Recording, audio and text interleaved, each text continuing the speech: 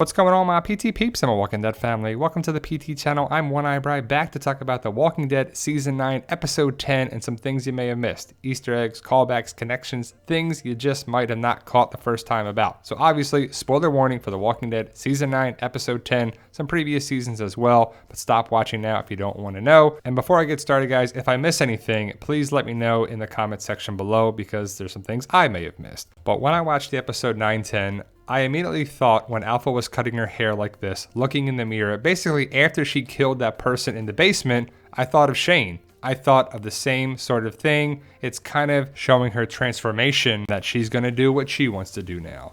Basically like Shane in season 2. And he's looking in a mirror, he's buzzing his hair all off. Kind of see a connection there. I see a callback and a connection with Alpha's transformation and also Shane's transformation to the villainous side. There's no going back, and I just saw a connection there. Also, the Lydia song that Frank was singing to Lydia, not Alpha, is an actual real song. Lydia, the Tattooed Lady, is a song from the 1930s. I believe the song Lydia, the Tattooed Lady they were referencing is a 1939 song written by Yip Harburg and Harold Arlen. So it's an actual thing. You can look it up and actually listen to the actual song online. Now let's get talking about this bunny rabbit a little bit here. We saw a velveteen rabbit, a bunny rabbit stuffed animal before. When, where, and why? Well, it was in the crib of a baby that we met in season 8, Gracie. Now is it the same velveteen rabbit? I don't think so, but to me it's just a callback and Easter egg from season 8. Did you catch it? And I'm not saying that Lydia is connected with the Saviors and Gracie and Lydia are the same thing, but the rabbit is there for reference from the Saviors and also Lydia. Now, clearly the rabbit could have been any stuffed animal. Lydia didn't have to have a stuffed rabbit. And also the fact that Alpha is stepping on it shows a lot about Alpha's character of abuse, and it was clearly shown for a reason. Also, the shh when she took out Frank was born in this origin story. And basically the idea of the whispers is that they talk quietly or whisper around the dead and the dead don't mind. So it was kind of a small little connection to the start of the shush, but I kind of liked it. Now let's get to the worms. Yes, Lydia was eating worms. Henry, I ate a worm. And who's the other person that ate a worm? Who's also kind of got a connection with Lydia. And I would say kind of formed a bond with Lydia based on their pasts. It's Daryl when they were really low on food and water and he was trying to find something to eat, and that's basically all they could find. Lydia might be in the same boat. If they're kind of living in the woods and are usually on the move, you know, Lydia's probably had to do this for a while, and so has Daryl. Also the fact that Lydia was Daryl's prisoner takes me back to when Daryl was Negan's prisoner.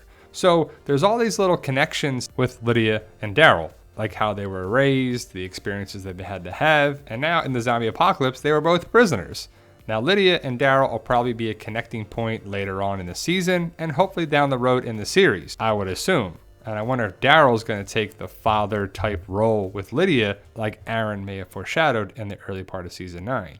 Now clearly Alpha and Carol have a connecting point too. I just feel that way when you're watching it, it's kind of obvious, especially when early on, before Lydia got the stories messed up, you feel like Frank is the bad guy and Alpha is the good person, like Ed is Frank and Carol is Alpha. Well, then you flip-flop that, because that's basically what it is.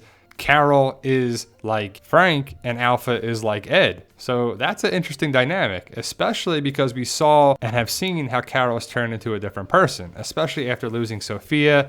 She was really a weak character who's really blossomed into one of the biggest badasses on the show, Queen Carol for sure. So I just like that dynamic of Carol and Alpha, Alpha and Carol. And I want to see, I just love this picture right here of behind the scenes in season 2. It's just one of those things. And I just wonder if Sophia was still around. That would be interesting. Also the fact that Sophia actress Madison Lintz is the older sister of Matt Lintz, who plays Henry, well, older Henry on the show, and Maxon Lintz, who played younger Henry. So you have 3 Lintz siblings, all to be connected with Carol. And that's a side thing that's not really connected with this episode, and there's no way to know that from this episode. But I just see a connection with Carol wanting to protect Henry and Alpha wanting to protect Lydia, or at least get Lydia back. I wonder how that's going to go, and I definitely want to see Carol versus Alpha. But do you think Alpha wants to protect Lydia or not? Let me know your thoughts. Post your comments below. Also, The traps that Alpha and the Whisperers have set up have been pretty smart.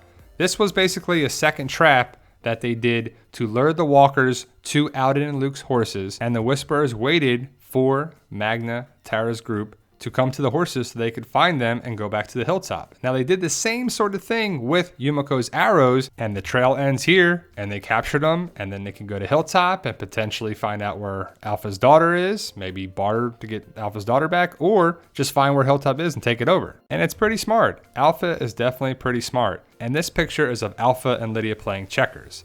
And it would be Frank and Lydia playing checkers. And when Alpha, which was probably Frank, says checkmate, it took me back to season 4 of The Governor when he was playing chess, which would be check or checkmate. That's what you say when you win at chess, checkmate, back to season 4. And I know it's checkers versus chess, but it just took me back, a little possible connection there. And it was kind of interesting because a little girl, Lydia and Megan, playing a board game with an adult, which was probably The Governor and Frank. So there you go, guys. Let me know your thoughts. Post your comments below. Did I miss anything? And do you agree with what I thought was a callback, a connection, and an Easter egg to prior seasons? I love when The Walking Dead has them, and I think The Walking Dead does some of the best work with callbacks, connections, other show Easter eggs, because I think it should. I think that's one of the best things. You're like looking for stuff and you're like, oh man, that's probably that, or that's a connection with that potentially on there. So I love looking for it, and I think I found some things. Post your comments below, like, share, subscribe, hit that subscribe button to become a PT channel Walking Dead family member, and ring the bell to be notified when we post our daily videos. And remember, guys, with hard work, dedication, belief, and sacrifice, you can truly achieve your goals. Believe in yourself. You can do it. It's about love, support, staying positive, making memories, and as always, tell them, Daryl. Yo, we love you guys. Honestly, thank you.